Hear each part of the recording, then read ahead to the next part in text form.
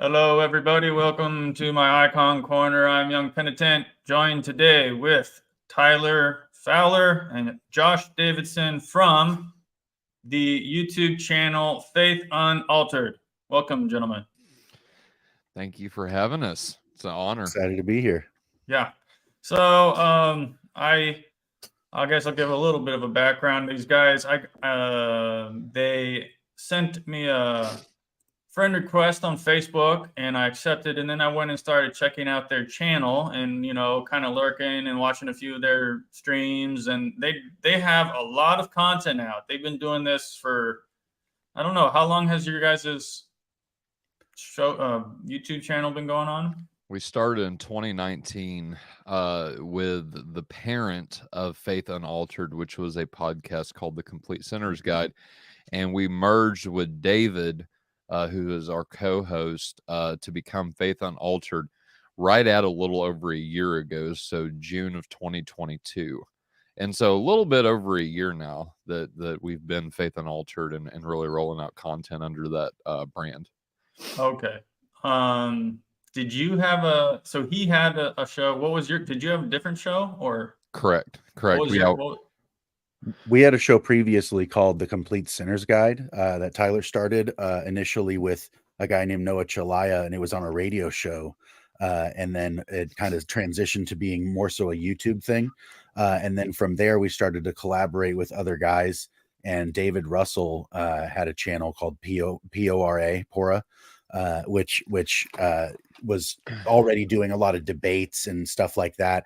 And Tyler and I had kind of, let's say, grown a style of conversation that was more aimed around like stumbling forward through difficult things on purpose so that people can see the thinking process, see people who disagree without seeing people who are just plainly jerks to each other. You know what I mean? So we kind of tried to foster an environment where that was a little more copacetic and conversations were going to be someplace that, you could actually gain something from rather than just getting the high fives into the sunset and mic drop moments. There are those too, but for the most part, it was just trying to think carefully and form the right questions and not assume that we know what we're talking about, and so you learn more if you assume the person you're talking to knows something you don't, and you're a lot more careful to ask questions, So we started to collab with David Russell and started to really expand the reach of the content and topics that we were talking about, and got his input also because he's got his own flavor of apologetics, so yeah, just it became really expansive. Okay, so you guys were the one with the Complete Sinner's Guide, and he had one called Pora. Yeah, that's, for anyone curious, that stood for proselytize or apostatize. That was a mouthful, and so we kind of shrunk that down a little bit. Okay. All right, and you guys are on the. Are you still on the radio? No, not anymore. We broke our ties with the radio probably around the time we actually started Faith Unaltered. So I know we did a couple episodes on the radio, but after that, those ties were pretty much broken. What was the radio channel, or how did that? So you started as a radio show. The radio, correct. So the radio show is KEQQ. We were broadcast in North Dakota. Josh, is that? Yeah, I thought so. North Dakota, more so around I want to say the Grand Forks. Hold on, let me. That sounds right. Yeah, it's not something like that. Grand Rapids, Grand Forks, something to that effect. I actually went up there in the year of 2020 to meet Noah. We were really good friends. Anyway, long story short, his dad had a radio station. They went in and they purchased a small radio station that was used to broadcast. And I didn't know this at the time. Like, I thought that it was just Christian was Christian, and come to find out a little bit later, his dad was a Seventh-day Adventist. And so we were broadcasting Christianity under that flag, I guess I would say. Okay. That's ultimately what broke with us, the fact that it was Seventh-day Adventist content. There were some issues automatically between me and Noah's dad. We didn't see eye to eye on some things. And then ultimately Noah actually got a better job working at a bigger radio station that he could actually go full time with. And so he didn't have time to do it anymore. And so that's what those two things really ultimately broke the ties with us. Oh, okay. Sure. Interesting. How is it doing a radio show? I mean, you don't really, it's a little different than YouTube. You don't know if anyone's even listening, especially in North Dakota. The only way you know of listening is if you put out a number to call and you start getting people calling in. And so that's okay. Then you can say that, all right, I got some people listening at least. But it's definitely different because you've got to be fast paced. There is no really time to think. You really, you skip a lot of things that you want to say because you are down to an hour and everything is timed. And so that would be the biggest difference, I would say, than doing what we're doing now. I mean, your voice in particular, Tyler, you definitely sound like a radio voice. I appreciate it. Yeah. Yeah. Like, so I don't know. I don't know if that's just what you're born with. That's your gift. You're not the first person to say that. How did you two know each other? Josh and I. Mm-hmm. Go ahead, bud. I'll leave you to that, Josh. Well, ultimately, Tyler and I met, let's say, in passing in a theological group on Facebook. Kind of just happened to be within the same discussion group, and I had recently exited my Calvinism. And he had recently undergone this like deep, beginning into a deep dive into Calvinism. And we were both in what would be considered our corresponding cage stages of Calvinism and non-Calvinism, where I was like recently come out of what I felt was a rather damaging and like a mental trap that I felt like I had finally exited. And then this guy had like just started to realize, oh, has such explanatory, look what it does. It made the Bible so amazing. You know what I mean? And so like we started discussing some of those things in these theological groups. And while we were discussing them, we were, let's say at odds, but still cordial with one another. And then I added him on Facebook. We were friends for probably about, I think maybe a month or so before one Sunday I was in church. And this never would happen ever, but I got a phone call on my phone via Facebook Messenger, and I looked at it and I'm like, Tyler Fowler. Oh, I recognize that name. What in the world? I reiterate, I do not answer phone calls while I'm in church, but for whatever reason, I was guided to go outside and answer this phone call. And I answered the call, and it was Tyler, and he needed to talk to somebody and pray with somebody because he was worried because his I believe it was your nephew had gone missing, and he was like, dude, I need to talk to somebody. Like, what do you think about this? What do you think about like what I'm concerned right now? You know what I mean? And just so happens that like he's talking about things that I have a natural inclination and background to have pondered before, and we just kind of hit it off in that conversation, and he extended trust to me in a way that I thought was really admirable. And then I tried to be honest with him, and I think he admired that honesty and candidness. And so we just kind of hit it off. And in that conversation, nothing about Calvinism was brought up. You know what I mean? So we were like, it was a really good conversation. It was a very like vulnerable kind of like build a friendship sort of moment. And so that was one of the first times that we really interacted like that. And from there, it kind of took off into a series of conversations in which I was trying to figure out how he was getting so stuck in Calvinism, and he was trying to figure out why I was not. And so we were just poking at each other and trying to figure out like, okay, look, I have a lot of overlap with you, and I obviously know that you're saved. You're brother to me. Like, to me, I was like, Tyler's saved. Tyler has the Lord, okay, and he's pursuing God. We're both looking at truth. Like, let's figure this out together. You know what I mean? And so now that makes me curious. Okay, so my first venture into any organized religion system of belief was Orthodoxy. I had before I became Orthodox in college, I did spent like maybe 4 years just like tasting and looking around and trying to decide what I wanted to settle into. I was looking for something, and I found Orthodoxy, and I dove deep into it. I was never a Protestant, so I come across people well, if, for example, a whole bunch of stuff on the internet is not really, isn't even very interesting to me sometimes, because I don't know anything about Protestantism or Catholicism. Or so my question actually is, like, what were you thinking, Tyler, going into Calvinism? What was it that drew you about that? It was something completely different than what I heard before. So I was raised in the church, but church was only practiced on Sundays. Whenever I was, so back up real quick. So my parents got divorced whenever I was 2 years old, and I was constantly back and forth between my mom and my dad in court battles and custody battles and things of that nature. And so my mom really did her best to try to keep like church a part of our lives in one way or another.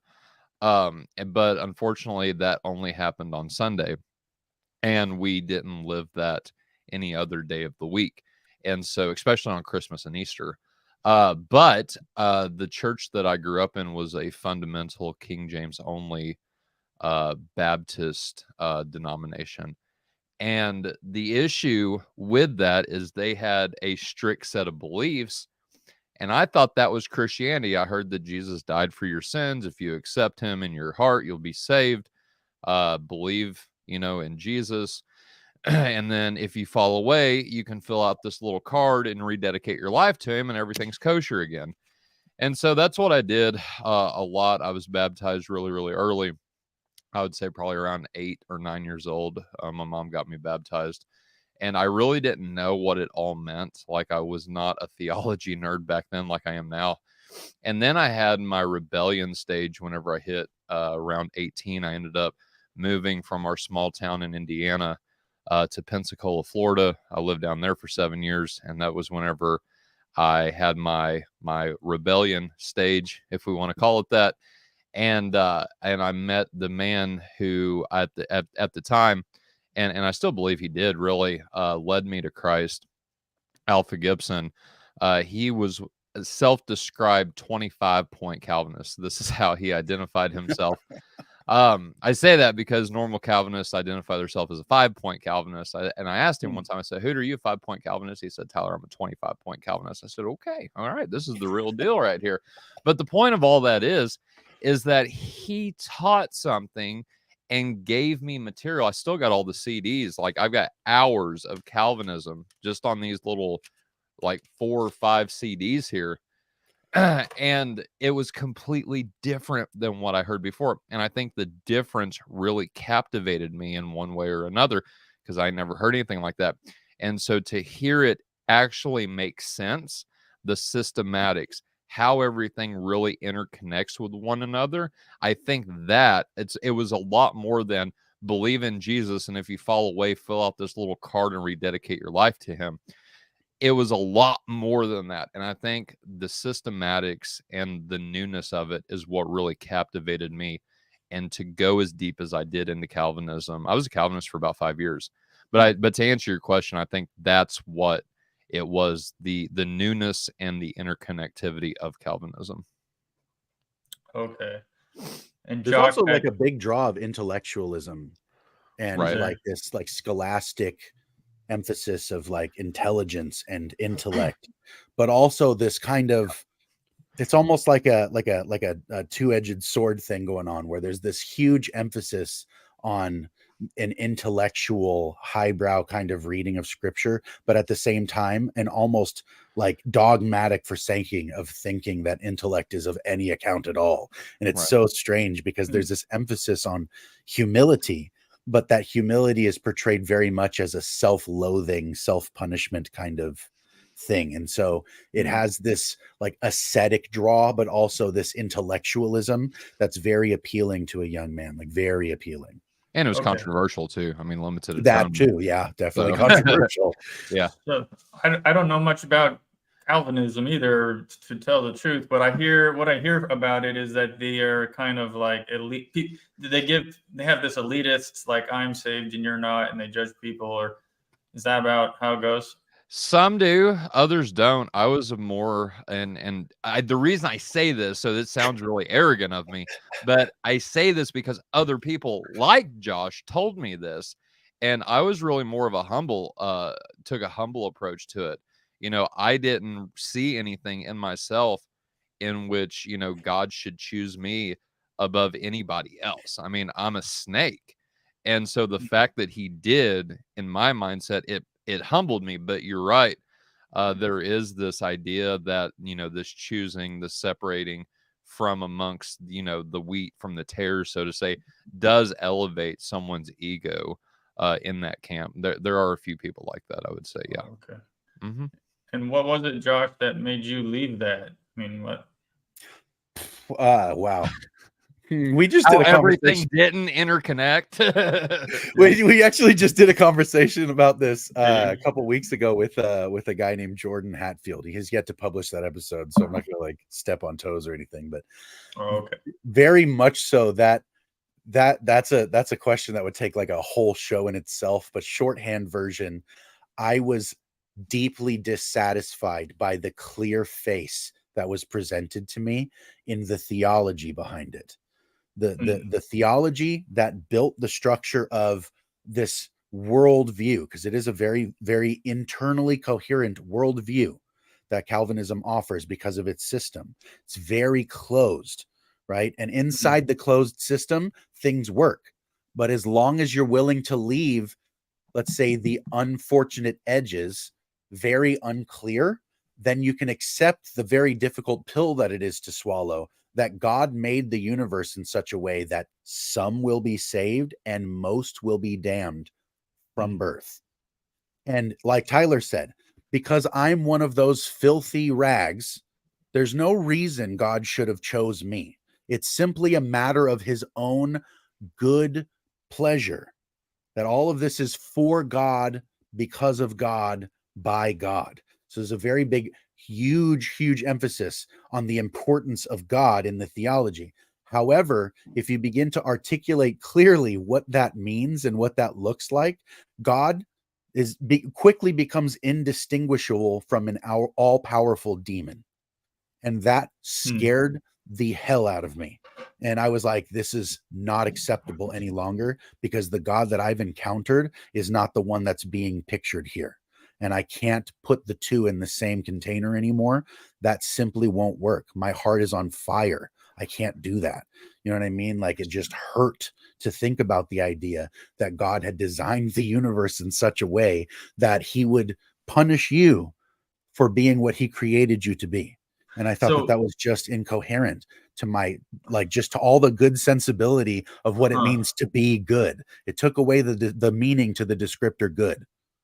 So people who are Calvinists, do they know that they are been one of those chosen ones? Do they have a? They believe that okay. So here's the fundamental calling card and mainstay of Calvinism, and there are famous Calvinists who have said this. Repentance is a fruit of regeneration. They believe you are regenerated by the Spirit so that you can believe. And that means if you believe, you have been regenerated, which means all believers are elect as long as they believe. And that has a lot of, let's say, nuance that goes behind it. But that, in its most generalized sense, is Calvinism. That you are born incapable of responding positively to God. God must do a miraculous work and give you a new nature so that you can believe and receive the gospel. Without his intervention, you simply cannot. So how do you know if you really believe, though? I mean, you know, like, right. That becomes the hardest part. Is Calvin himself, let's say, conceded what he calls an evanescent grace, which is an illusory kind of grace in which you believe for some time and bear what looks like fruit, but ultimately you fall away, which means you weren't one of the elect. And so ultimately there's always this insecurity behind it. And so there's kind of a competition, let's say an unspoken competition in Reformed circles to try to simplify everything down in terms of where is the moment of salvation, so that you can have a specific order in which salvation progresses, so that I can say, if I've had this, I know. If I continue in this, I know. Because that satisfied sense of certainty is the biggest emphasis there, because there was always this I don't Huh. want to have to, I don't want a God so weak that I have to question whether or not I'm in his good graces. God should know God's in charge. I'm not in charge. I didn't choose. God It chose me. sounds And that's the safety net. very subjective to me. The security is subjective. Yes, absolutely. The security that you feel from it is subjective, because many Calvinists have a deep struggle going on constantly, that they have this, I don't know, like, I don't, maybe I'm just not chosen, Sure. you know, but you don't Sure. want to say that. Nobody wants to say that. Nobody wants to be the reprobate. And so it's always the assumption. It has to start there. I've been saved because I'm a convert. I mean, I even in have to be elect. Orthodoxy, there are people who go about and say, you know what, I'm going to hell. And it's just that it's like a subconscious, it's a thought that you have that goes into your head, you know, sometimes. There are people with that, you know, and it's almost like a similar kind of phenomenon, it sounds like. Well, it is. Any sensible person who knows their own heart and character will look at a holy God and be like, why do you even like me? Look at me. You know what I mean? Like, that's just the honest heart of a sinner. The problem is when we make that our self-image and identity, is that pit of guilt. And that's something that's going to be like a leveraging tool, let's say, in a Calvinistic sense, is a leveraging tool, that guilt. In Orthodoxy, it wouldn't be approached necessarily the same way, but Right. that feeling of guilt and that look at yourself and be like, man, Right. I wouldn't mean, have saved me. well, Like, I wouldn't have died for me. Are you kidding? You know what I mean? On one hand, that's kind of like it's kind of appears to be a humble kind of way of thinking, but also on the other hand, it kind of is a little bit despairish, you know, and also kind of a lack of hope. You want to have hope in life. That makes your life, you know, hope brings you joy, radiance, light, good things. So if you're like going around, and that's the kind of thing you want to, there's you know, hopefully there's someone you can talk to if you have that kind of problem. That's where like spiritual fathers, confessors come in, you know, Father, I'm going to hell, you know, and then the spiritual, you know, you say that in confession, and the grace of God will enlighten your priest to tell you, you know, the right words, you know. But okay, so Tyler is a catechumen, and Josh, would you describe yourself as an inquirer into Orthodoxy, or are you what is your denomination that you are part of? As of now, I don't have a denomination. I'm actually, let's say, the way that it's, like, you know, it's almost a parody, but the way people think about it is like Baptist light. I go to a non-denominational church, in which the main emphasis is actually on not what particular doctrines demarcate me from everyone else, but what is the main reason why we're here. And so I think that's one of the reasons why going to a church like that and having the pastor that I do is very, very much, he's a very intelligent man, but he's very careful with how much he's willing to try to tell me, without giving me the opportunity to investigate and inquire. And so through that, let's say, freedom, and because I in a really interesting way, I almost didn't have any inclination to look at Orthodoxy at all, except insofar as my pastor gave me the leeway to go and say, you don't know what this is? Here, I'll give you 6 articles about it, and I want you to tell me what you think afterward. You know what I mean? He could tell me something, or he could give me material and let me think. You're non-denominational pastor? Yes. Yeah. And so he gave me a lot of freedom to think and investigate, as I saw fit, while still, let's say, in a position of submission to his spiritual headship, because he's my pastor. He's the person that, like you just said, I go to when I have a problem. I ask him to pray for me. You know what I mean? Like, he's somebody who's been a serious help and influence in my life, even with marital counseling with my wife and things like that. And so he's somebody who's been a really good and deep influence in my life. And through the kind of freedom that he's allowed me to think and investigate the way that I have, I learned a lot about narrative and Christian symbolism through, let's say, online investigation into things that seemed completely irrelevant, and then started getting in through like people like Peugeot, and things like that, reading more and learning more about orthodoxy as a practice, and then started learning more about orthodoxy and their doctrines. And then eventually this year on my anniversary, my wife and I went to a liturgy for the first time, and that was a remarkable experience. And it's just been something that I've been a lot more slow moving toward than Tyler has. Tyler was like, I smell holiness here. Let's go. You know what I mean? Like immediately. And so for me, I've had a lot of obligations. I've had a lot of responsibility because I'm involved in a lot of ministries, and I see some beautiful fruit where I am. And so I haven't felt a sense of urgency to hop and to move, but I have a lot of respect and regard for what I've gotten from what I understand of orthodoxy. And a lot of what let's say I've changed my mind about a lot of things because of what I learned from orthodoxy. And I've become more confident in some of the things that I believe also because of orthodoxy. And so I have a lot of respect for it, but as of now, I haven't made any transitional moves or anything like that other than visiting a liturgy once. Okay.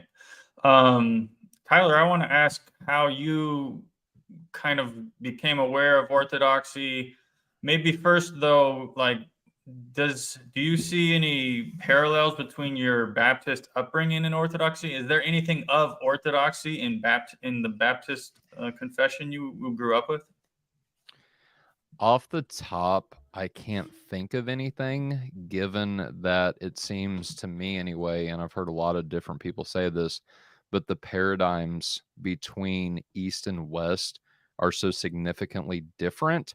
Like there's just not really a lot of overlap there from my position.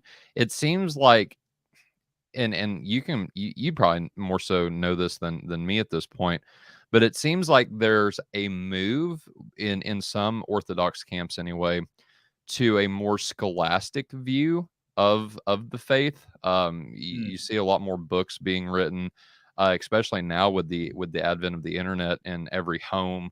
It seems like in the world, for the most part anyway, but it seems like there's more of an emphasis on that type of understanding. The paradigm is still the same.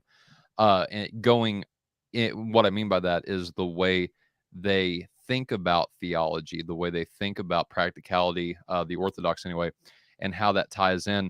But the two are just, East and West have two totally different paradigms that it seems like there's not really a lot of overlap there. And so no, there isn't anything that stands out to me. Maybe if I had some more time to think about it, I could come up with a little bit more. But to answer your question, what drew me to Orthodoxy to begin with was so Josh and I have a mutual friend by the name of Josh Sherman, who had just converted. He was just baptized into the Orthodox Church. At the time, I really started questioning and even had made the move out of Calvinism. And so I've described myself before as like a kid without a home.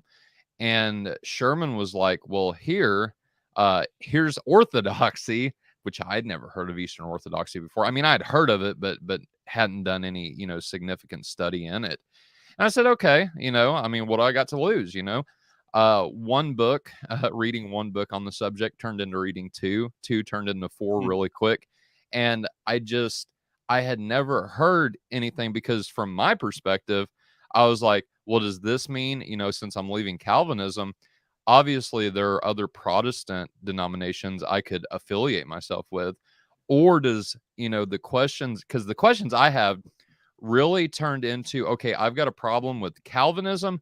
That turned really, really quick into, I've got a problem with Protestantism as a whole, because in Protestantism, there's 5 major pillars that classical Protestantism, anyway, it really stands on, namely the solas, right? Sola fide, sola gratia, sola scriptura, sola deo gloria, and solus Christus.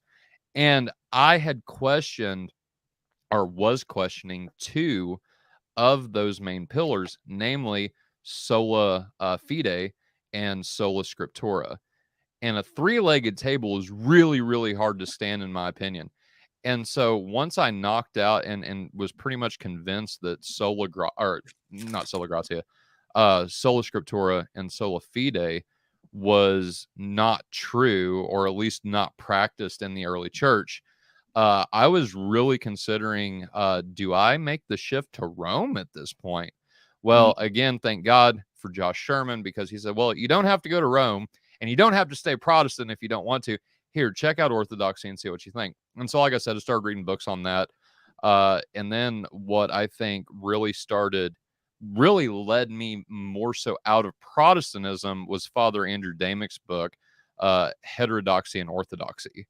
Reading Father Josiah Trenum's book, Rock and Sand, those two books were the two final nail in the coffin for me anyway, that I said, okay, I can't be a Protestant anymore.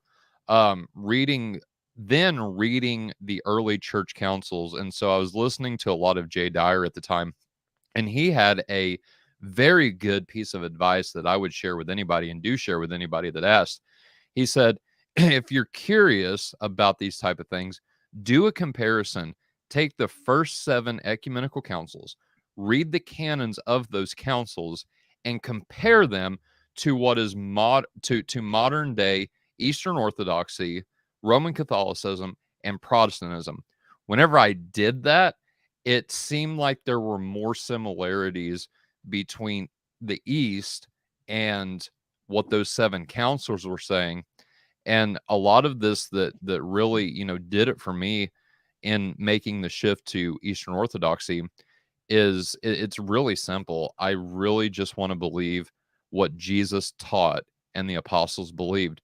And the more I studied it, the more that it seemed like that answer was the Eastern Orthodox Church. And then the theology is just on top of that, of apostolic succession, and different doctrines of that nature. Really solidified it for me. And so I have my baptism date now, where me and my family is supposed to get baptized on Lazarus Saturday here in 2024. And so that's really what solidified that decision for me. Glory to God. Thank you for that. Absolutely. What was the book that you were reading with the councils in it? Was there a book, or where did you find that? So no. I actually dove into the councils themselves. I actually bought Philip Schaff's 30, I want to say it's a 37 volume series on the Church Fathers. And there's one volume in there specifically that dealt with the 7 ecumenical councils. And I read that. And then, like I said, compared that with the major tenets of Eastern Orthodoxy, Roman Catholicism, and Protestantism, and saw that the similarities between that and what the East taught were pretty much hand in hand the same thing. And it was the actual, like, what the canons. Correct. Printed out the canons. Correct. Okay. Mm-hmm. Huh. I here I've been Orthodox for 18 years and I've never read that yet. It's a trip. I had a lot of help from people like Father Jonathan Ivanov, and then my parish priest, Father Daniel Hackney. Those 2 gentlemen really helped me understand the fathers in a way that I hadn't before. So. Oh, okay. So you have a parish that's nearby that you can go to? Correct. The closest parish to me is about a 35-minute drive, so not that far at all. Okay, that's not too bad. Yeah. What was the parish that you had visited? The one I went to was called St. Michael's, and it's in Concord, California. And it's actually, ironically, it's about maybe a mile from my home church. So I didn't really go that far away. I just, sent my kids with my sister to go to church with her that Sunday, and my wife and I, as an anniversary treat, went to liturgy, and it was absolutely remarkable. It felt like going through a time machine. So you're in the Bay Area. You could actually go and pray to St. John. I'm not sure where that is, but technically, yeah, I'm smack dab in the center of the Bay Area. Okay, yeah. So on Geary Boulevard, there is the Russian Orthodox Cathedral,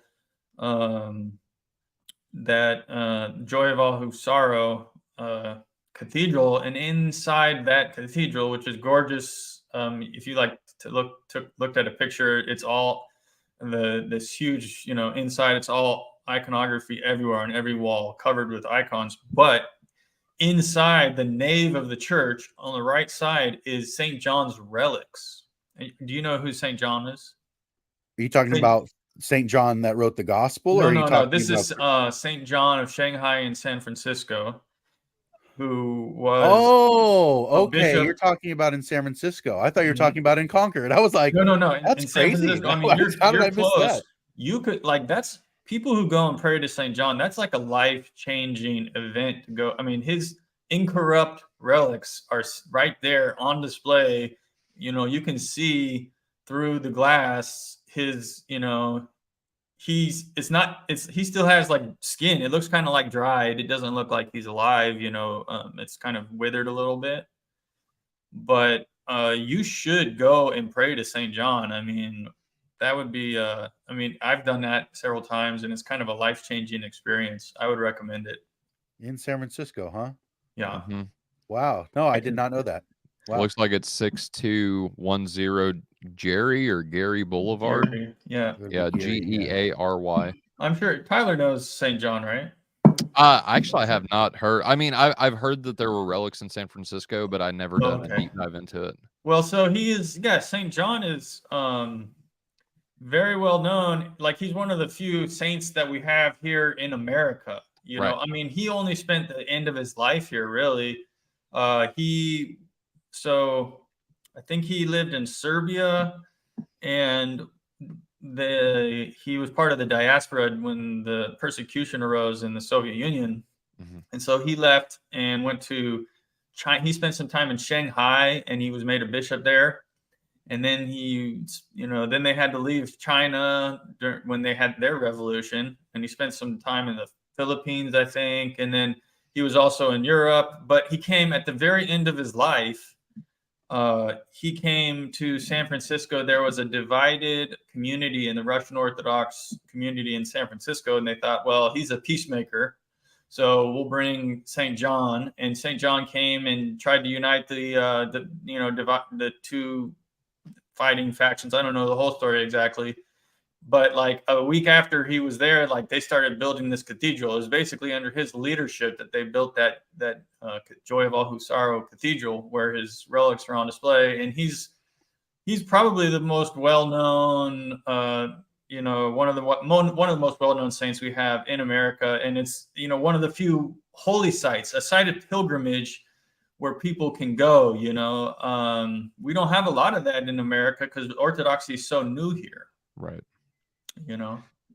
Well, it's incredible. It's actually I just looked it up. It's 45 minutes from my house. So might have to list you on that one. Go check that out. Go pray to him. What's remarkable too is being this close, I have never heard of anything like that in San Francisco. So this is not something that gets any press whatsoever. And so he died in the 60s, and his body is still incorrupt. This is a miracle. Any normal human person, their skin starts decomposing in a week, but he still has his skin on him, so that just like, you want to see a miracle, you can go and see it. They didn't do any embalming. There's no chemicals, there's no preserving technique. They just buried him. Right. And when they were going to go and move his relics, they opened him up, and they found out he was incorrupt, which is one of the signs that often accompanies sanctity. Right. When you're deciding, is this person a saint? Miracles happen around their, through their prayers, around their coffin, and things like that. So, Josh, if I come up, we've got to go. Like, that would be awesome. Dude, seriously. I'm like, man, yeah, I'm tripping out. Like, some of these pictures are incredible. Yeah, that's cool. I didn't know about that, man. Yeah, it's been a while. Awesome. I actually want to go back. I haven't been to his relics for years now, but definitely a pilgrimage. If anybody out there watching, if you live in Northern California, you go and you visit and you pray to St. John. Okay. Well, we've kind of had a good introduction here. I did, come up with topic. I didn't even really forewarn you guys before I started, but I kind of like want to know. So you guys have so many videos. You've touched on like you've probably had a stream on every conceivable topic that you could think of. Not yet. There's still more. There's getting more. there. We've just begun. One at a time, So I guess let's see what is the question? The question is, I mean, you have come in contact with a lot of Christians from a lot of different denominations, and you have, people in comment sections. You've probably met a lot of people. So what is like the prevailing, what is the religious landscape in America? What is the prevailing beliefs? That you come across? Like, what have you encountered in your time with Faith Unaltered? For me, one of the more prevailing set of beliefs is actually non-confessional. And so what I mean by that is it seems like instead of somebody taking the stance that I'm a Presbyterian or I am a Southern Baptist, right, that holds to the Baptist faith and message of 2010, I believe it is. It's a mixture of differing theological perspectives kind of mashed together. I call it a la carte Christianity because it reminds me of my days in school whenever I went to the a la carte line and I could just pick and choose whatever I wanted. If I wanted pizza, I could have pizza that day. If I wanted a hamburger, I could have a hamburger and fries and some Jell-O. So that's really the prevailing. There isn't, and this really showed with a recent interview that we had. This gentleman had believed nothing that I had ever heard anyone else ever teach before. And yet there were hints of like Mormonism and Jehovah's Witness in the Aryan sense. And like I could hear it in there, but he would never claim to be a Mormon or a Jehovah's Witness. And so for me anyway, and I'll let Josh define what he sees more so than anything, but for me, it's this a la carte Christianity. I'm going to pick and choose what I like from the scholars, what the scholars say, even if there are those, of differing systematic theologies like Calvinism, Arminianism, for example, that would seem to kind of contradict each other. I don't care. I'm going to pick and choose what I like from each camp and build my own thing. And so there's a lot of uniqueness that I've seen in recent days anyway, whenever it comes to that specifically. But Josh, I'll let, what's yours? I like a la carte Christianity. That's pretty funny. I was gonna say like build a bear Christianity. Yeah, there you go. Right? Like, there you go. I like that. I said build a bear Christianity, where you kind of just like, it's just hodgepodge Franken faith, like it's just this weird. So okay, so what I'd say, sorry, a la carte Christianity that's funny. The thing that I would say is probably the most prevalent trend that's going on is this need for, let's say, integration without any kind of solidity. And what I mean by that is almost similar to what Tyler's saying, is this kind of hodgepodge taking pieces, right? It's, if you take away the guardrails or the parameters of something, there isn't any reason to keep what's inside and to keep what's outside. And so what we're seeing in Christianity is such an utter breakdown and fragmentation of any kind of unity that would have been there anyway. It's deteriorated to the point where there isn't really like an edge. You know what I mean? Like it seems like Christianity has come to a place, at least that this nominal kind of Christianity that Tyler's describing, is come to a place where it's kind of fragmented so far that what's outside has begun to creep into the mix a bit. So much so that it's not necessarily even Mormonism or Jehovah's Witnesses, these kind of cults that would actually be in some sense confusable with Christianity if you didn't know better. But even things where there are, like, let's say Hindu practices that are relative to yoga, or tarot card reading in some of the more charismatic churches, grave soaking is like, and I'm not exaggerating, people are doing things that you're like, wait Grave soaking? Yes. What is No, that? like basically it's the idea of kind of relishing a victory over death in some sense, but in a way that's almost it's very difficult to explain because I don't participate in things like that, so I'm not trying to straw man. But Okay. basically what it is kind of a practice where you're, let's say, like trying to, I don't know, like interact with a spirit world in some sense. People are trying to get to a place where they can access spiritual realities and miracles and let's say supernatural interaction and intervention without any of the normal precursors that would go with mystic experiences like ascetic practices, fasting, disciplines of the passions and the flesh, things like that. When people who were Christian mystics had experiences like that, they were often, you know, in a position to actually receive something from the revelation they were granted. They were not going and trying to take a drug or use a meditation of some kind to induce a spiritual experience. And it Sure. seems like this spiritual experience chasing, in addition to this hodgepodge, I make it up as I go theology movement, seems to be making a really dangerous landscape for a spiritual experience. There's a lot of people, and this is the thing, is we've kind of come to coin it, especially on the internet, as the New Age movement or New Age philosophy. But I think that is the new spiritualism. That is the new, maybe not even new. This is the next face of deception. Is this, I can have my cake and eat it too, so long as I don't give God a name. You know what I mean? If I claim a name, now I'm bound to something. But if I am careful enough to play with all the seasonings but never add the meat, then I don't really have a recipe. I just have all the flavors I like and there's no substance to it. You know what I mean? And so it's a very difficult thing to describe what it is that we're seeing, that most people who are taking Christianity seriously now are like, we need to combat this. Are you guys seeing what I'm seeing? This is so crazy. You guys seeing what I'm seeing? And everybody's like, how did it get so carnival weird out here? Like, what happened? That's You know, probably the appeal of Orthodoxy, right? that is definitely one of the appeals of Orthodoxy, especially in it. an American context. Yeah. Is this solidity, this continuity, this like this inheritance of ancientness. You know what I mean? Like, because that's what people are kind of like fetishizing now, is like ancient mystic practices and stuff like that.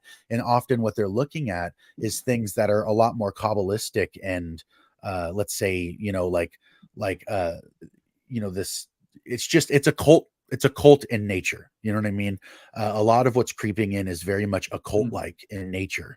And so that's what I would say is the biggest like fad like movements going on in the larger populist level church. This is what most people who are getting into Christian apologetics are trying to combat. That's and interesting. What I would say is actually the biggest thing within the intellectual scholastic circles is, like I said before, this pursuit of a kind of certainty about things, where I can say, aha, now I've found it, so I can capitalize on my correctness and argue and quarrel with people, rather than this draw into unity. What's happening is another fractionation, not of just this weird hodgepodge thing, but of something that becomes so stagnant and stale that it doesn't really have a function. It's just right for its own sake. You know what I mean? Something like that, where I like the crave for correctness. It's as though being correct is God, and that is what you worship. And so those are the two halves of the negative movements that I would say is happening on the Christian front a lot of places right now. Wow. We even have that kind of temptation in Orthodoxy to be, you know, Father Seraphim Rose diagnosed it. He called it super correctness disease. And there's even when you become Orthodoxy, there's a temptation to be, you know, we do the services correct and we, you know, fasting and all this, and that becomes a replacement for actual living faith. But it sounds like people are, they want to have an experience of the supernatural. And our society has become so secularized. We have banished, religion and spiritual, these kind of things are not allowed on TV, really, in the newspapers. They don't mention, they never, you'd think that every year there's the miracle of the Holy Fire at the Holy Sepulchre in Jerusalem, and people are putting these huge flames in their beards, and the beards aren't singeing, and you'd think that that might be like on CBS or NBC or in the newspapers, like, wow, there's this miracle that happens every year, and you can even go and see it. We have film, and but nobody even mentions it. So I think there's actually an editorial decision somewhere that somebody who is deciding what goes in the news is making an effort to keep these things out. They don't want people to start thinking of that there's a spiritual life and that there's an afterlife and that there's a God even, or a Christian God. Definitely not a Christian God. I would say that's probably the main clincher. There is almost a push for a nascent kind of spirituality in which you are being, let's say, quietly led to believe that the only real supernatural presence that could be there in the narrative of your life is something more like a dark lord than it is like anything else. Absolutely. And all the good guys are hapless nobodies at the bottom. Sure. That's the narrative that's being fed to us, is you will bow the knee because you are weak. Yep.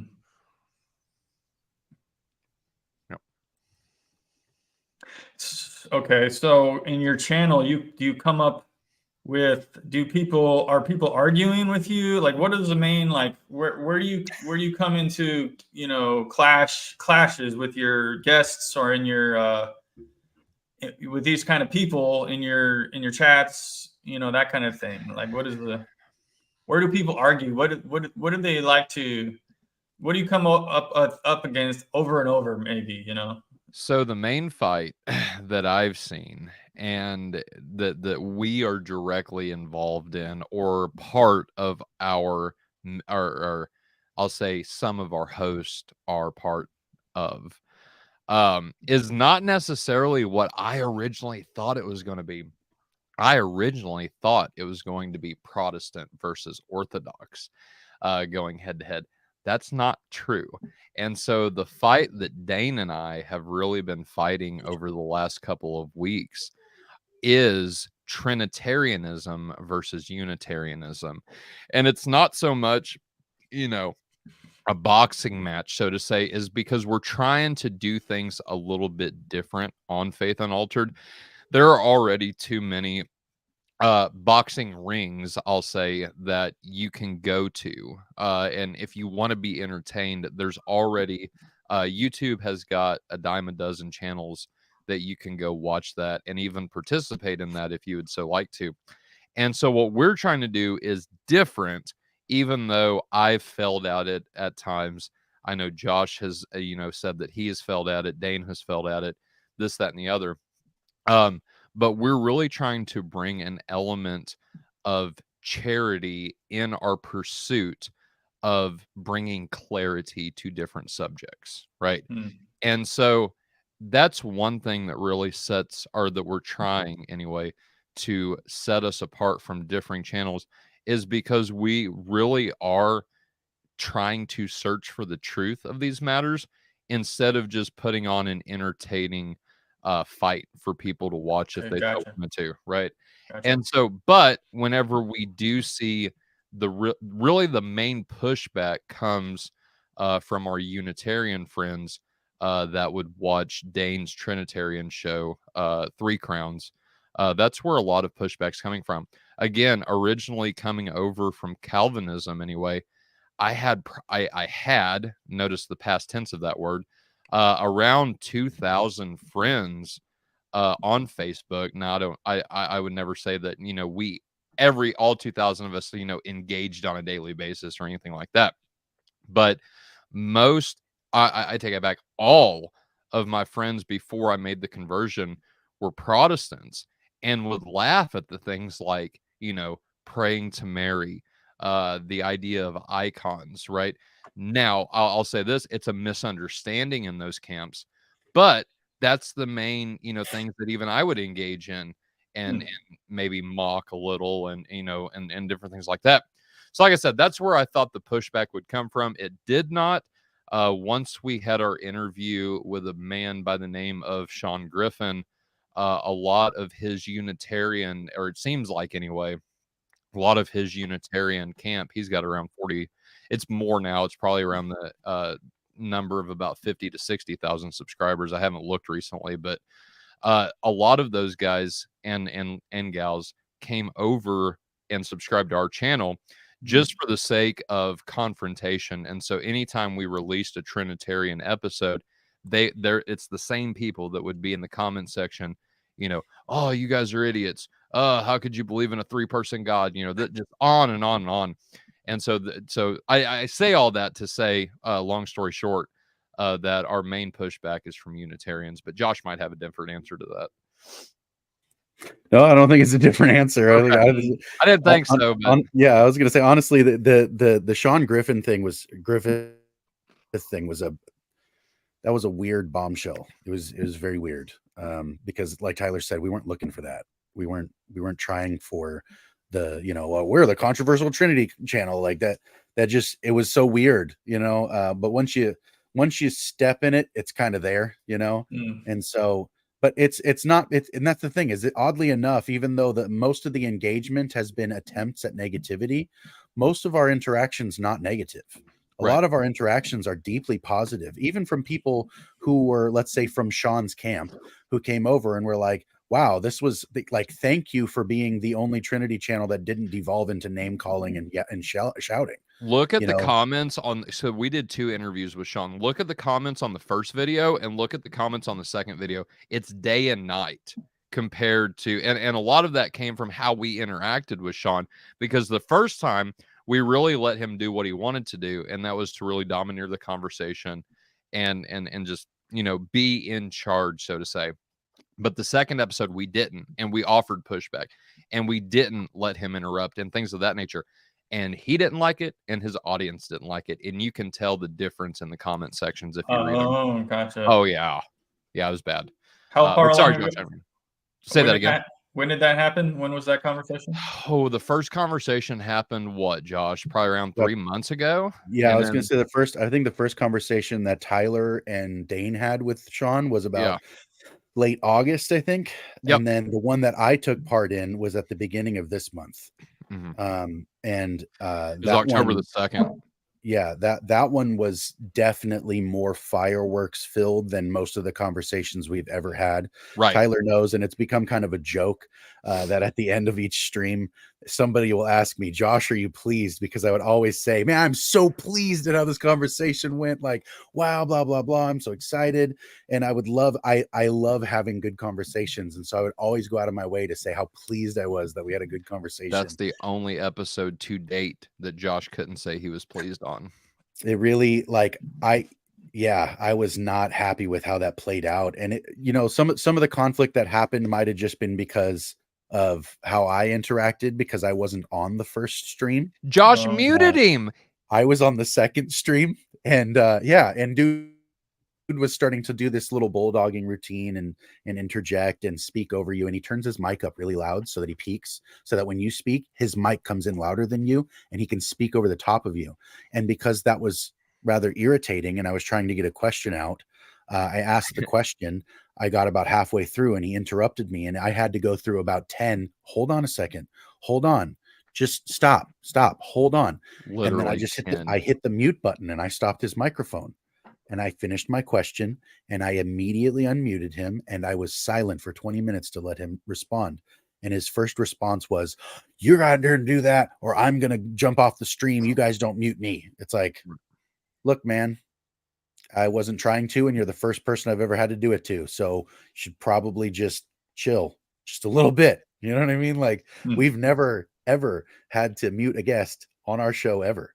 Like, that was the first time. It's like, then that says a lot more about what was going on in that stream than about the hosting, but perhaps that could have gone about a little bit differently. But yeah, that definitely was one of those things that kind of gave an uptick in like, whoa, all of this barrage of negativity and trolling in the comments and stuff. But most of the time when we have a show and we're talking to somebody, even with whom we disagree, and I can say this with some satisfaction that I've talked to lots of people I disagree with and had really great copacetic conversations with them all the way to the end, because my aim is to understand what you're saying rather than to respond to you. Yeah, you guys get down to like the granular level.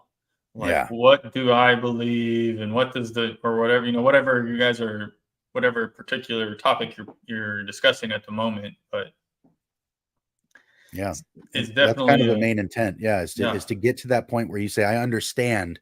Now I can say I disagree with you. Okay. So I don't know much about Unitarianism other than that it's the butt of a lot of jokes, at least for around Orthodox folks. Yeah. Yeah, it is. Basically, it's the belief that only God the Father is God, and Jesus is in some way, shape, or form subordinate to God the Father, and that entails that he is a created being. They do not have an understanding, and then again, it just depends on what flavor of Unitarian you're speaking to. But the majority of the ones that we've interacted with, it has this idea that because God the Father gives Jesus authority, namely all authority in heaven and on the earth, then there is in some way, shape, or form that shows that God the Father is higher and more elevated. Superior would be a word that they commonly use. And I just bring up, I think it's 1 Corinthians 15, where Jesus gives authority back to the Father. I say, well, if it's the act of giving authority that distinguishes God the Father on a higher level, what do you do here whenever Jesus gives all authority back to God the Father? And they usually don't have an answer for that, that I've heard, an articulate one anyway. But it's just, this idea that God the Father is in some way, shape, or form superior to Jesus, and definitely not consubstantial in essence with Christ. Would that be Arianism? Is that correct? It's a form of it, yeah. But like I said, just depending on what flavor Unitarian you're talking to, they would articulate how that works out. The nuances, not necessarily that God the Father is superior to Christ, but how so? That's namely the nuance that you're going to get into it with when talking to these different types of people. Okay. Mm-hmm. Let's see. If anybody watching has questions, please feel free to drop them in the chat. I'll go through a couple comments just to have a little fun interaction. This is a fun comment. YP missed out on the rock band Church. That's true. Thank God. Well, I did go to so when I at one point, so I had, like I mentioned, I had this broad search and I was looking for the truth, basically looking for the true faith. Mm-hmm. And at the end of the search, I had kind of narrowed it down to Christianity. So I started going to visiting different Christian churches. Mm-hmm. And so I did have the experience once of we have this huge church in my town. It's like this big, ginormous, and they had a little rock band going on, and I only went once. When I did find the Orthodox Church and walk into it, it was the end of my search. I never went to any other church again after that. So here's another comment. Do you want to make any? I have found an alarming how many Protestants and evangelicals think Orthodox is taking people to hell. Yeah, I'll comment on that. So if that's true, if Orthodoxy is taking people to hell, and we're going to judge somebody's salvation and say that those in the Orthodox Church are definitely not saved, then you don't have Christians until the 1500s. That's an issue for me. Given the historic church, given what that historic church taught, and we can know that by the councils and the canons of those councils especially the first 7, and then we can talk about the 8th and the 9th. But if that's true, then at least for the first 700 years, and then I would argue until Protestantism, the Reformers came around, Luther, Zwingli, and Calvin, you don't have true Christians until the 1500s. Well, that turns what Jesus said literally upside down on its head. I will build my church, and the gates of hell will not prevail against her. Well, I guess Jesus didn't start building his church until Luther came on the scene. And so I've got a big problem with that. But I think that's what that would entail if the Orthodox faith was leading people to hell. Sure. Did you want to say anything, Josh? Yeah, I think people often try to make themselves the people police of the church and say a lot more than we have grounds to say. And I think it's one of those times where people can really put their foot in their mouth. You know what I mean? Not that I haven't heard people who are, let's say, a little bit more combative, who are from the Orthodox camp, saying very similar things about other people. But it's kind of one of those things where, you know, the person who has more leverage is going to have more way on the boat. You know what I mean? Orthodox Christianity seems to have a little bit more leverage than a lot of these, let's say, newer ideas, right? That's not to say that I don't think that there are people who are saved who are Protestant, but that is very different than saying only Protestant people are saved. Right. And only my particular kind of Protestant people are saved. And I think Tyler's right that that's one of those things that doesn't really hold up to historical scrutiny in the slightest. We actually I interviewed a guy. I don't think Josh was a part of this. We always talk about this particular cat from Scotland. Or was he from Scotland, Josh, or was he from Ireland? I forget. But Toby. He was from Ireland. Yeah. Ireland. Okay. He always comes up in these types of conversations because I was a Calvinist at the time, and Toby was a Calvinist at the time. But if you put and this is one reason why I did this conversation and agreed to do this interview, was because if you put the two side by side, Toby and myself side by side, it almost sounds like we're talking about two completely different religions, even though we would both claim the name Calvinist. And so Toby believed that everyone who believed in libertarian free will was damned and going to hell unless they repented of their belief in libertarian free will, a philosophical category, right? And I said, good job, Toby. You've literally just damned the entire early church. Justin Martyr, Cyril of Jerusalem believed in this. And the list goes on and on. Ignatius, Irenaeus, the list goes on and on. And so you've damned not only the apostolic fathers, you've also damned the apostles, you've damned their successors, and nobody, and it just really goes to what I was saying earlier. You don't have true Christians until the Protestant Reformation, and namely that of Calvinism. Luther's damned, Zwingli's damned, and all of their followers are damned. And so this really gets into, I would say, very, very just not good practice, not good theology whatsoever. Can I just go on record and say, maybe, I'm worried about my salvation. It's above my pay grade to be judging whether other people are saved or not. I'm worried about myself, not to sound arrogant, but I mean, that's who I'm focused on, right? Is myself, my wife, and my daughter, and soon to be my second daughter whenever she gets here in January. And so that's the people that I'm focused on and their salvation. So that's probably a good, that's a good way to, that's a good approach. I think it's probably the best.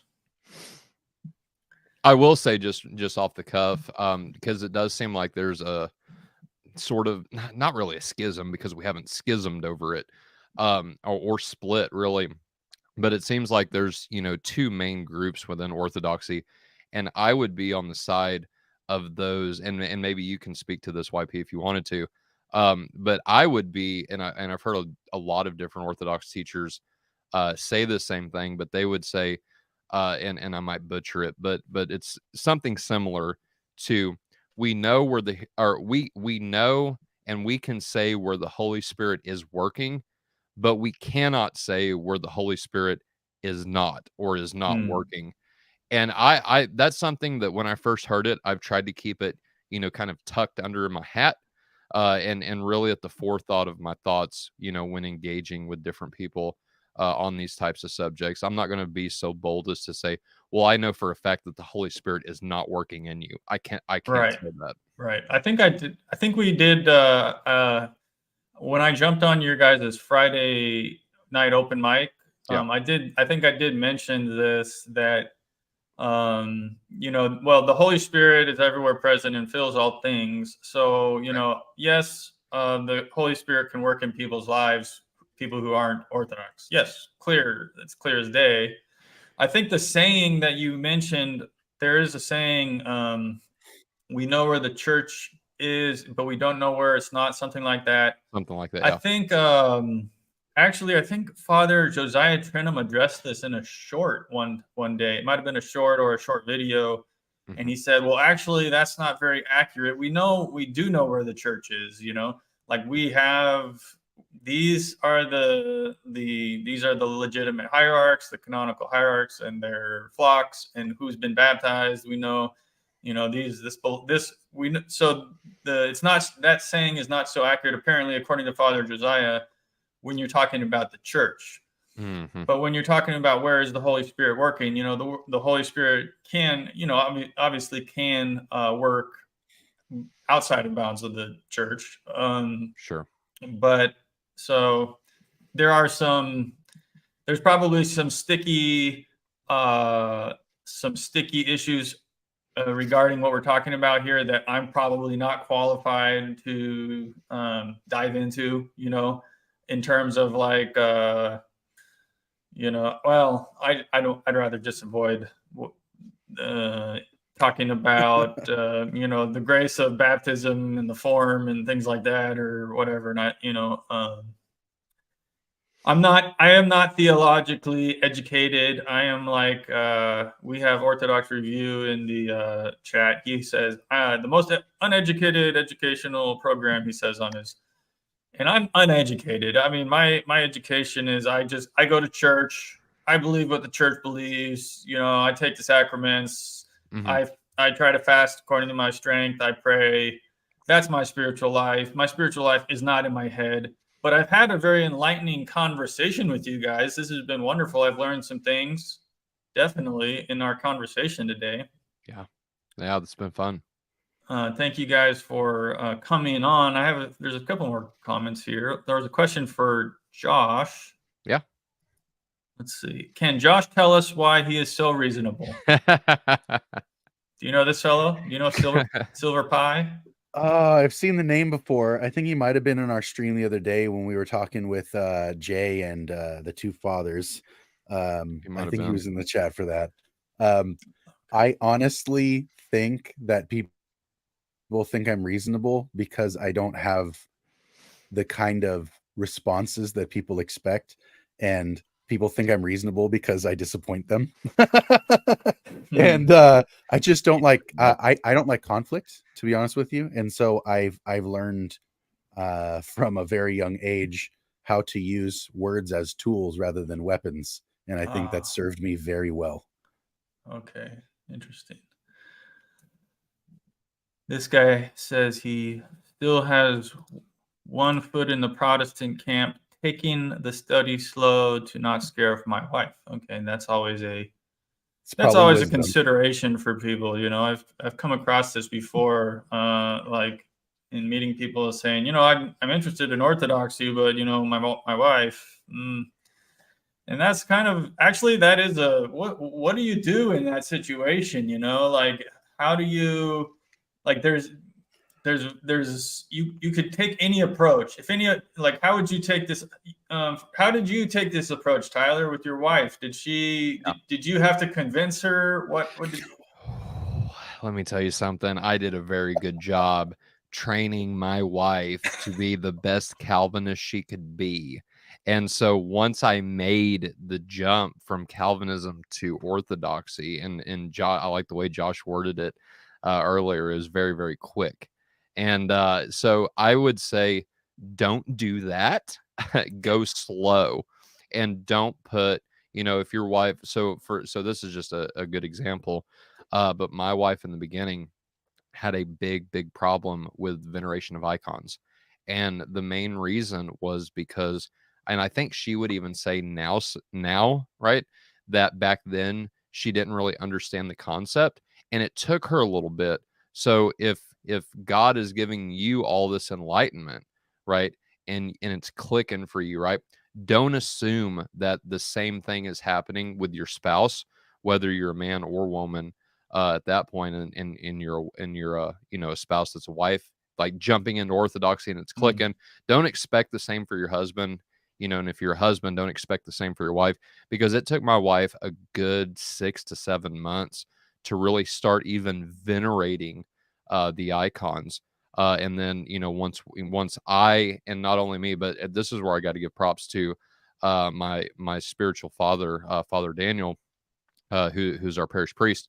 He really did a good job, talking with Lacey in our catechumen class, right, or catechumenate, that, answering her questions and just being there as someone who was, leading her and also expecting me to do my job at home.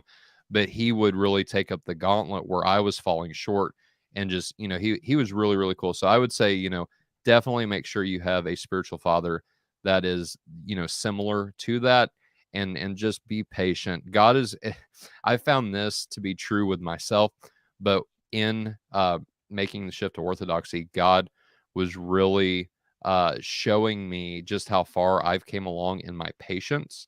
And I'm not perfect by any stretch of the imagination, but my patience was definitely on display and being tested while we were making the shift. She's pretty much in line and really on board, I should say, with everything the Orthodox Church teaches. I don't think there's too many things that she's still uncomfortable with. But yeah, I would just say be patient. Okay. Did you have anything to say about that, Josh? Not being a catechumen, I wouldn't necessarily Yeah. have any experience from the Orthodox side, but Okay. being somebody who's changed his mind more than once throughout his Christian journey, I can say that my wife is not somebody who has much of an inclination to deal with things doctrinally or intellectually at all. She, she helps to head up the children's ministry at my church, and most of that is hands-on. Here, come and participate in what we're doing. So, Orthodoxy is not something that has much of a daunting kind of oddity to it for her, perhaps because she's used to having to be like, okay, guys, let's play heaven. That's what we're going to do here at church. We're going to do these things, and this is what God likes. Do you see? This is how God is pleased. Now, don't you want to be like this? And it's like, yes, absolutely. Let's It's like, play then heaven. let's I do like these that. things. Yeah. Well, that's wanna- what I've actually heard more than one priest describe it that way. Is during liturgy, what we're trying to do is exactly what children are doing when they're young. They're trying to role play what they intend to become. And what is it that you intend to become? It's like him, in him, for him. It's like, fine, then we'll come together and do this. Like we'll participate together in the same story. Here we are in the gospel. Look at us participating in the gospel. Like that's what you do with the children. You know what I mean? So like my wife and I have had some really edifying conversations about some of this stuff because of the fact that that's honestly where she serves right now. And she doesn't have a lot of the intellectual blockades that somebody like me would have. And so I think perhaps it's situational, but I would say that if knowing what I know about Orthodoxy, if I were to be so bold as to give any advice, it would be more so to make sure that your lived countenance is steady enough that your words do not conflict. Because if you start saying things that you yourself don't embody, you will sound false. Like even if what you're saying is true. Right. And so you need to be the example. Really. You need to be able to say, come taste and see, or this ain't going to fly on anybody's radar. You know what I mean? Right. Yeah. I guess so. When we arrive in heaven, we will be it will kind of be like standing in church. We will be standing and glorifying God for all eternity. So go to church so you can get used to that. Exactly. Got to Because get the squats in. if you're not used to glorifying God, you're not going to know what to do with yourself in heaven. You're going to be like kind of lost and confused, you know. Practice makes perfect. Yeah. This guy has another comment. I met one man who was a catechumen for 15 years waiting for his wife to convert. Now that's patience. Yeah. 15 years. That is very admirable. That's a different approach. I mean, I don't know. I guess you could, if like feasibly, you could just say, "Oh, I'm just going to go get baptized, and if she wants to come later, she can or not. I'm gonna go do my." That's another approach someone could take, I guess. I don't know what a priest would say. I'm not a. Well, I'll just say this to that: there's more than one family in our parish that are split. Not in the sense that the other spouse doesn't come. They do come, but we do have some families that one has been baptized and the other one has not, and so that's definitely not unheard of. I can only speak for our parish, but. So as we start to wind down, was there anything else you guys wanted to bring up? Any other topic you wanted to cover? Anything, something like that? Any questions? I really don't have anything. I would, if I could, just as a shameless plug, this Friday, for anyone that's interested, and this is for our subscribers and those who are present. So this Friday at 7 p.m. we're doing a live stream, and we're trying to get the word out as much as we can. And so we're doing a $100 giveaway.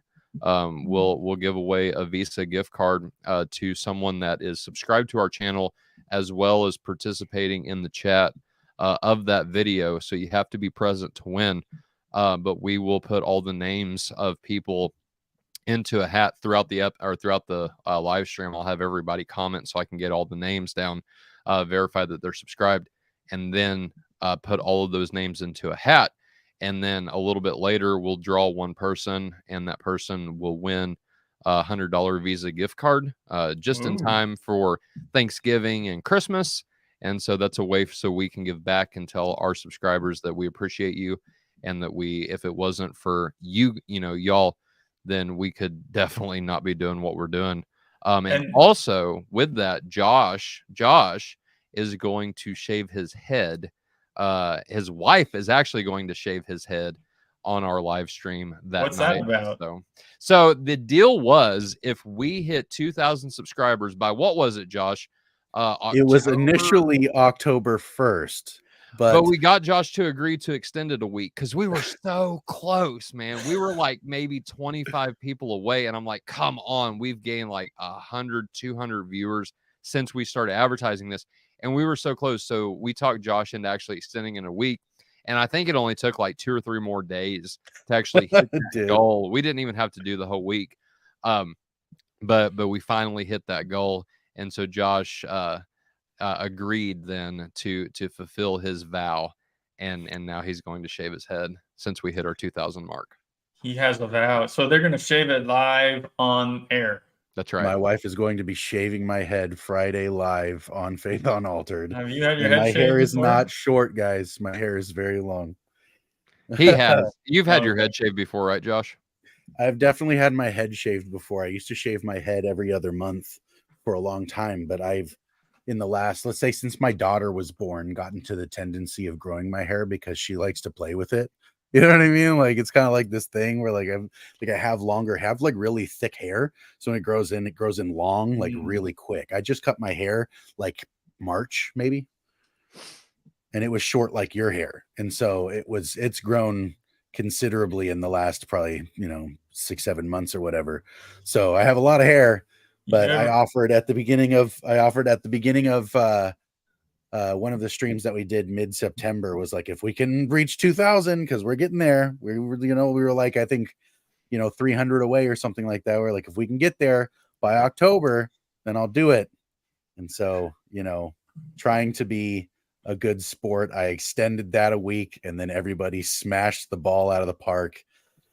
And so now I'm going to shave my head. So this is your big 2,000 subscriber stream going. Yep. Celebration. Gonna have a hair shaven shindig. Yeah. I I like don't know that. why. It seems like to me, like 2,000 isn't that, like, it seems to me like 2,500 is the number to celebrate to me. Like, you know, like 2,000, I'm just gonna kind of let it go and be like, I think for us anyway, and this was my reasoning behind it. So we've been in operation for roughly 14 months. And so for that first 7 months, you know, going back and looking at the statistics, we averaged 500 subscribers in that first 7 months. What was really cool is that second 7 months, we actually doubled that. And so not only is this a party for hitting 2,000, but also a party for kind of doubling and celebrating this really where we were. And if this trend goes on, then it's going to be interesting where God takes this channel. But more so, you know, we hit 2,000 and we doubled where we were 7 months ago. So it's kind of a 2-for-1 type thing in my head anyway. and you know, with you coming into Orthodoxy, that'll open you guys your channel up to the Orthodox audience, which is probably one of the best communities on the internet, right? Yeah, I love the Orthodox community. I mean, there are definitely some people, and especially very close friends of mine with differing opinions on this community. But I think, you know, there's good and bad in every group, right? Sure, sure. And so I don't think it's fair to paint everybody. You know, if you have a few, you know, rotten eggs in the batch, I don't think it's fair to label everybody a rotten egg. But yeah, we definitely had some interesting interactions with the Orthodox community, but I love them. So They're a little louder than the rest, aren't they? a little bit. So, and I think that's what I like about them. They're spicy and they're outspoken, and so Like I'm a fan. More than the numbers would warrant. Like they're a little more something. Right. I hope that Orthodoxy gets, you know, to a point, and I don't know if these numbers are right, but I hear there's, you know, anywhere from between 160 to 250 million Orthodox. I don't know if that's worldwide. I want to say that's worldwide. But also I think worldwide there's like 250 to 300 million. Okay, all right, that sounds about right.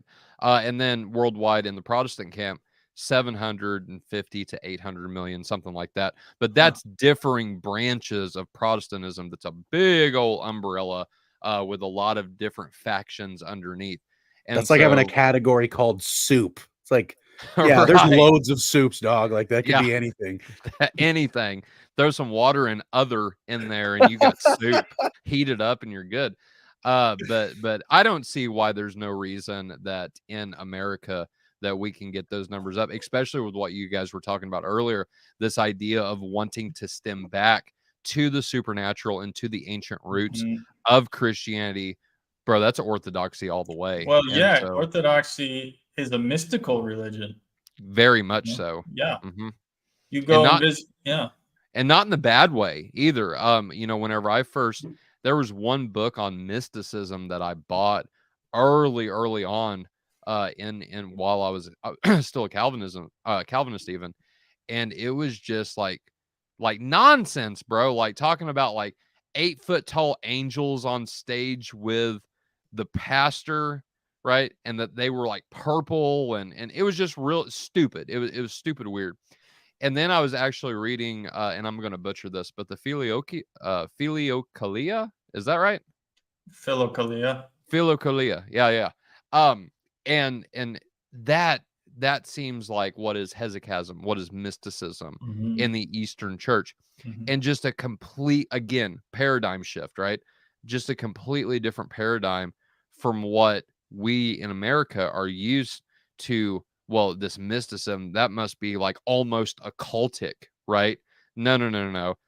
Read that from the Orthodox Church and the Orthodox saints, and you'll understand what I'm talking about if you have not read that already. So yeah, read it, come experience it. You can Yes. experience this. You can go to Mount Athos, where there are ascetics who, maybe have experienced the uncreated light or something like that. Yeah.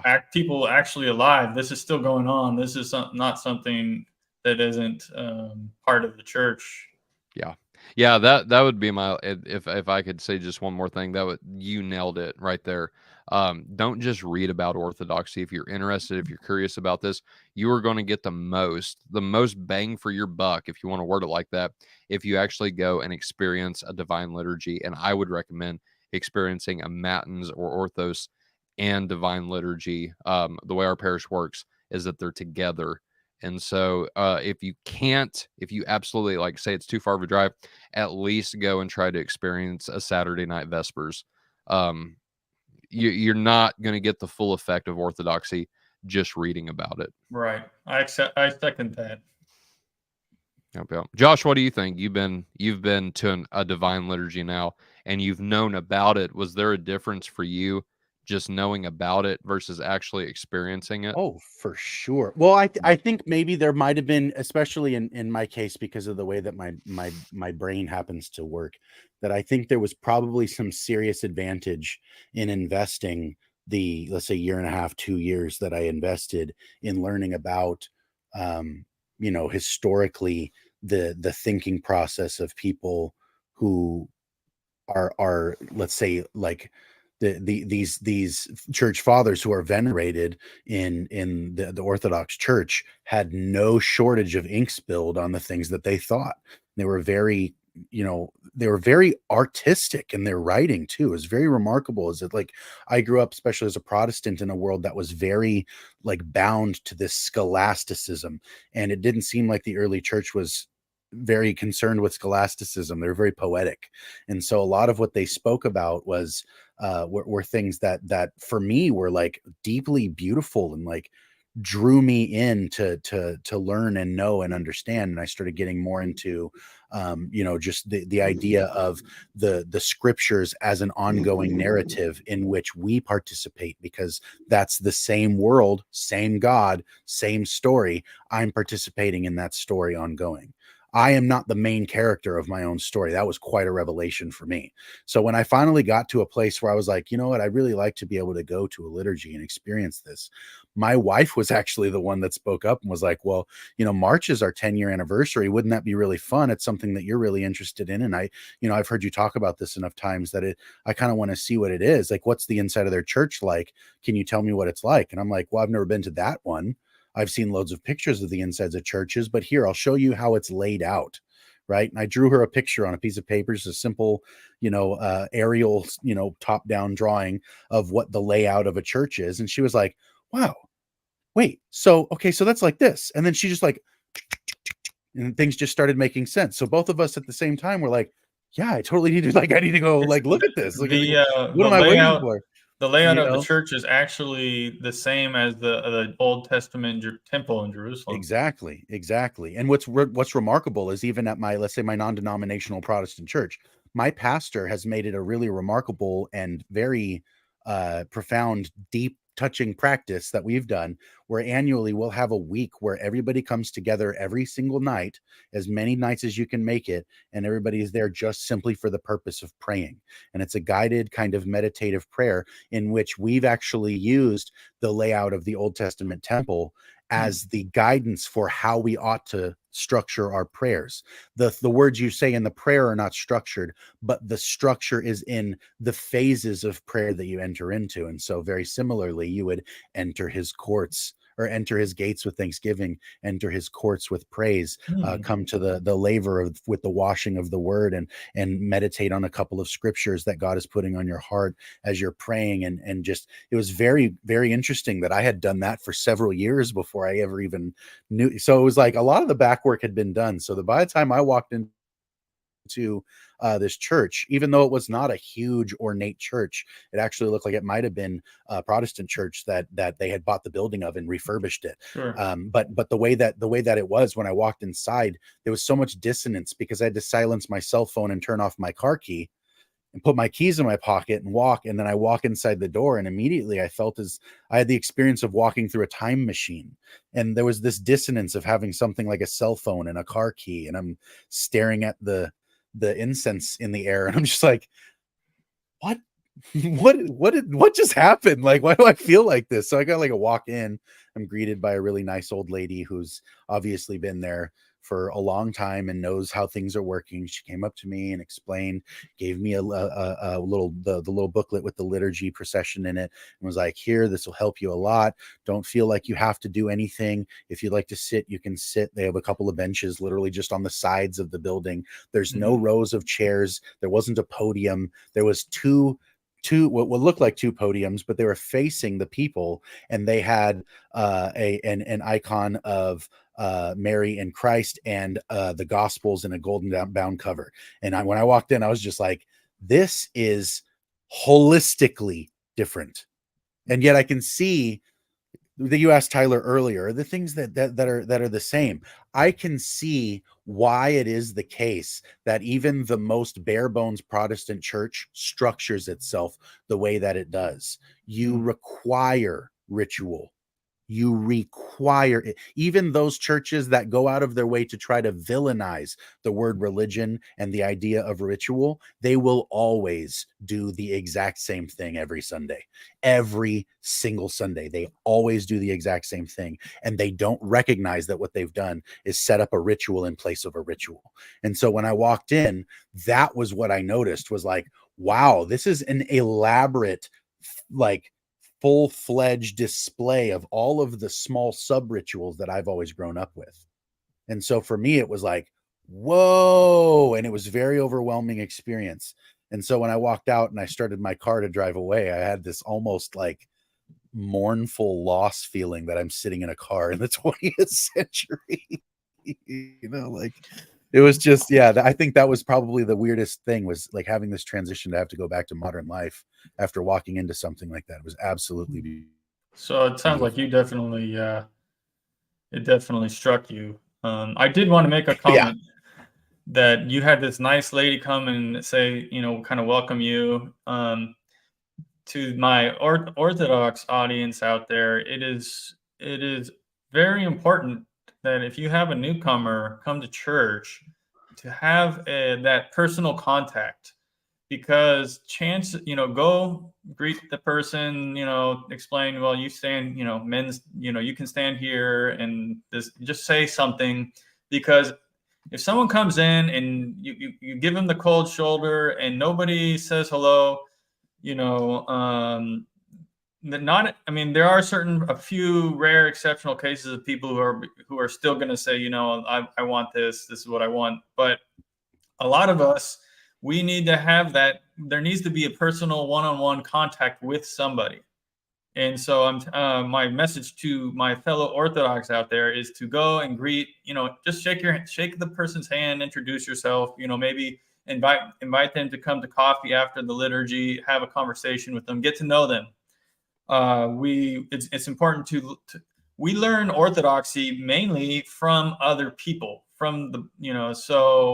it's important to develop relationships with Orthodox people.